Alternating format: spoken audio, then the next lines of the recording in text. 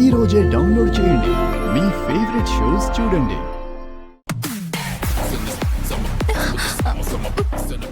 అమ్మా, అంబికమ్మ, ఏంటిది?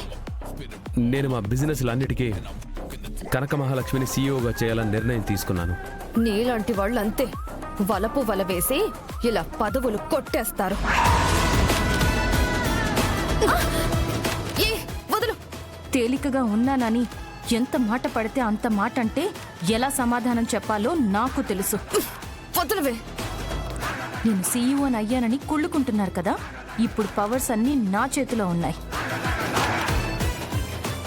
మీరు చేసిన స్కామ్లన్నీ బయటికి తీస్తాను. మీరు అక్రమంగా పందికొక్కులా పడి తిన్నదంతా కక్కిస్తాను. నా చెయ్యి పట్టుకుంటావే నిన్ను.